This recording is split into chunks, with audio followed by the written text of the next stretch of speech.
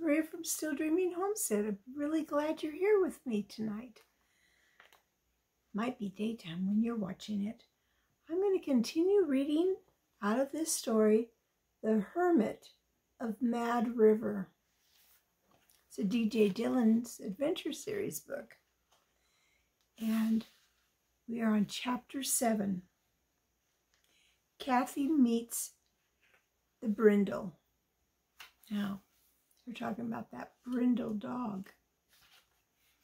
The fast-moving clouds and the hint of rain made DJ uneasy as he followed the deer trail up the side of the dangerous mountain. He sighed with relief when he reached the top of Lookout Peak. Boulders had been placed on the edge of the parking lot to keep cars from dropping over the edge of the peak into the canyon.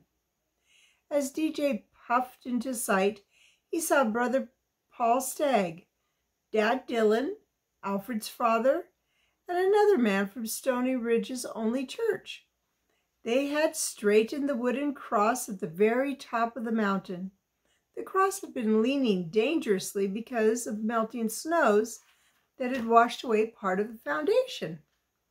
DJ saw fresh cement had been poured into the hole at the foot of the cross. Alfred was washing out the small wheelbarrow where the wet cement had been mixed. The others watched Brother Paul kneeling on an old coat and using a trowel to put some finishing touches of the cement base. Dad Dillon frowned at his son. "We were expecting you long before this, DJ." "Yeah, you missed all the fun," his friend teased. DJ wanted to tell about his talk with the hermit, what he said about the possibility of the mudslide, but the big preacher spoke first. "Now, Sam," reckoned DJ got here as soon as he could. Brother Paul straightened up. Under his 10-gallon Stetson hat, reddish gold hair clung wetly to his temples. There's a little bug. DJ explained, It took me some time to get that interview taped with the hermit, Dad. I got here as quickly as I could." He changed the subject. "You know what? Mr. Zerian said the southeast side of the mountain is ready to let go and slide down in the canyon if it rains hard." The men and Alfred walked over to the edge of the canyon and looked down. "Looks okay to me," Alfred's father said. "Me too," Dad agreed. Brother Paul was more cautious. "Same here. Still, it wouldn't hurt to report it to the sheriff's office, just in case." DJ nodded. "I'll do that the next time I get a chance. Well, guess I better help clean up here." He turned to help Alfred gather up the tools used in mixing the cement. Alfred asked, "You ready to see Yellow Dog? I've never seen a town about to drown." "I've got some things to do first," DJ replied, helping load the wet wheelbarrow and tools into the back of the pickup. "Dad said he'd take me to Indian Springs to deliver the tape to Mr. Kirsten. Then I'd like to go by the vet and see my dog. He should be out of danger by about now. I'd also like to find out if the animal controls officer's done anything about the Rocker's dog." Brother Paul picked up an old gunny sack from the back of the pickup and briskly buffed the cement dust from his cowboy boots. His deep voice seemed to make the truck vibrate. "No need for your father to make that trip, DJ. I'm taking Kathy into Indian Springs soon as I get cleaned up. She wants to buy something for her mother for Easter. You could ride with us." "That'd be great, Brother Paul. You got room for Alfred if he wants to come along?" "Sure thing," the lay pastor rumbled. "Clear it with your fathers, and we'll be on our way." A light rain started falling when Brother Paul parked his old sedan at the veterinary hospital in Indian Springs. The lay pastor, his daughter, and Alfred entered the building with DJ. The smell of something used to control germs was unpleasant to the boy's nostrils. Didn't smell good at all. The lady vet stood behind the counter, talking to the receptionist. Dr. Barnard glanced up and greeted everyone. "I was just going to call you, DJ," she said.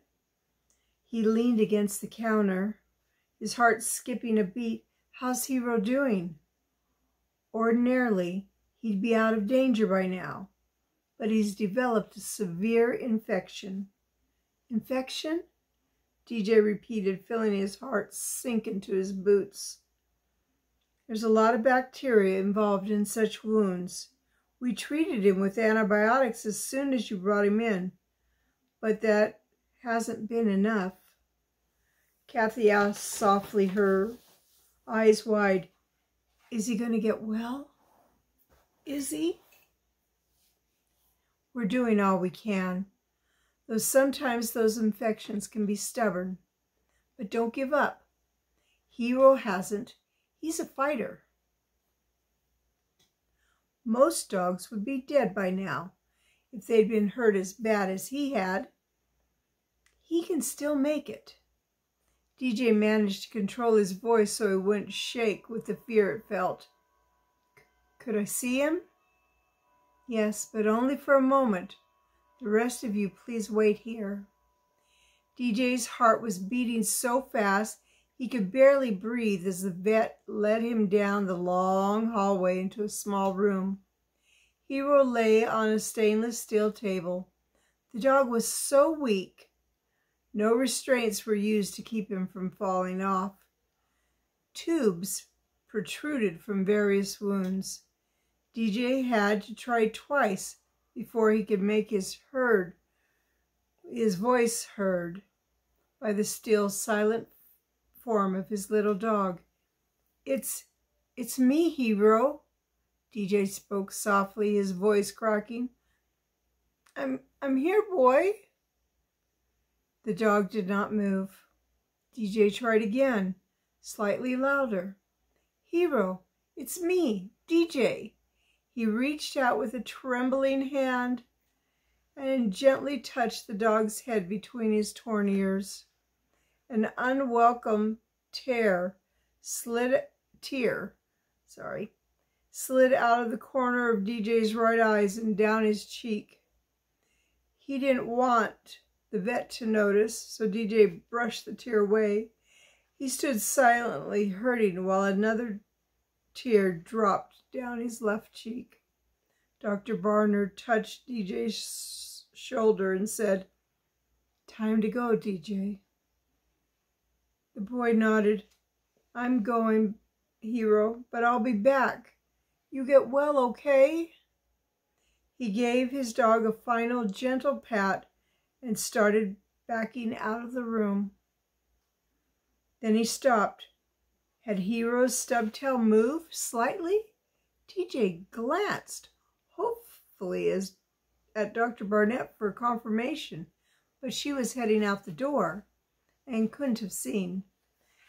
"Hang on, Hero," DJ whispered.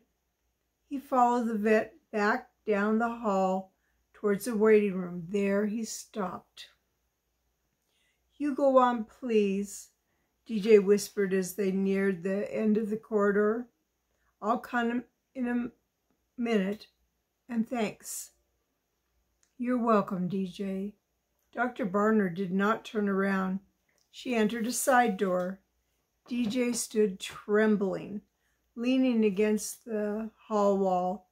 He didn't want his friends to see him until he'd regained control of his emotions. He brushed both cheeks with his forefingers, blinked rapidly to clear his vision, and walked into the waiting room, all eyes focused on him. "I think he moved his tail when he heard my voice. Maybe he's getting better," DJ said, trying to sound cheerful. Kathy said softly, "I'm glad, DJ, real glad." Brother Paul stepped towards the outside door. So far, so good. Let's get you to the sheriff's office next.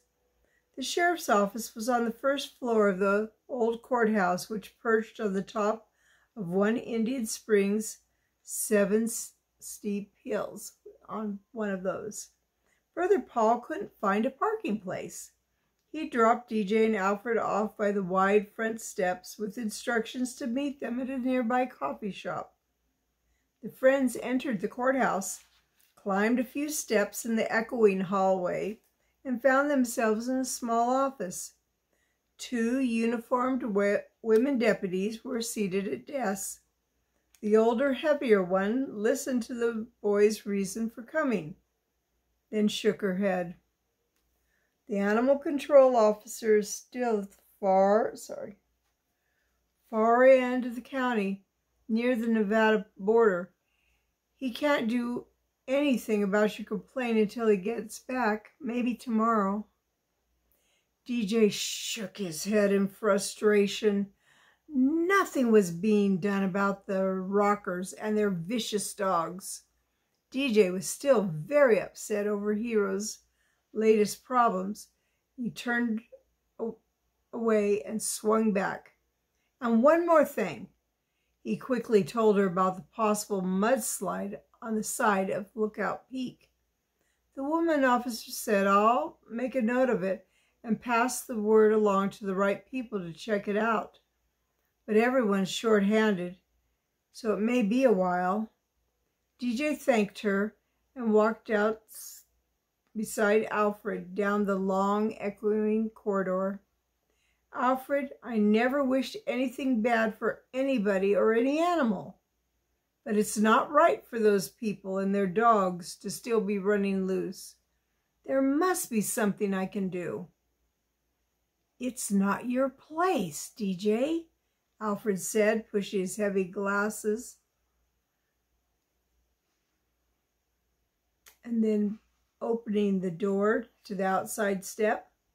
A cold wind had come up and the rain was falling harder.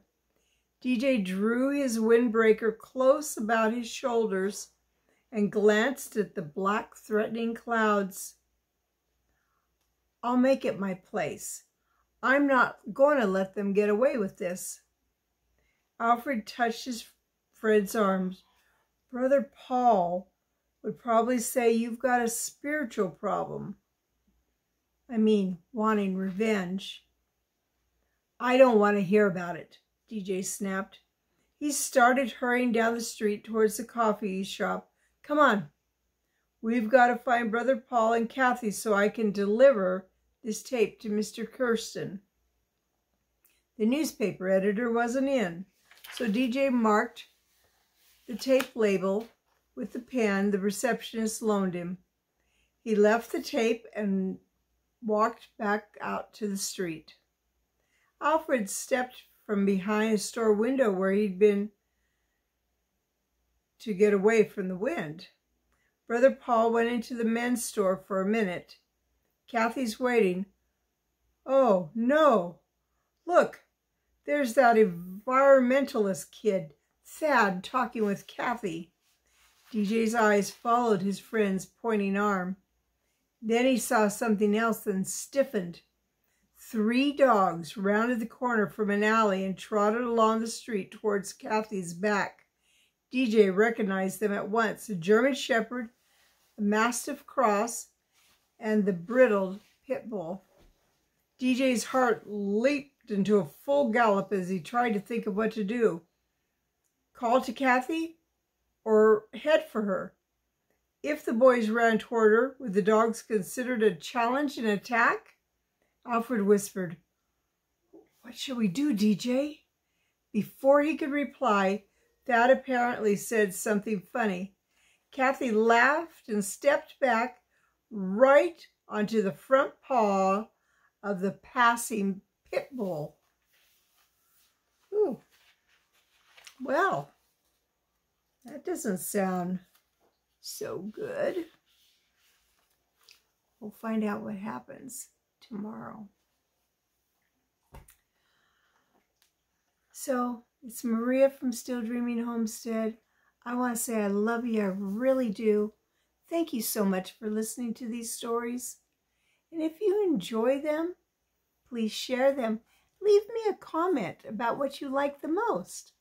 I'll be so happy to see your comments. And I'll try to write back to you. Well, I hope you have a good evening. Or maybe it's morning and you're watching it. I don't know. But I'll be back again tomorrow. Good night.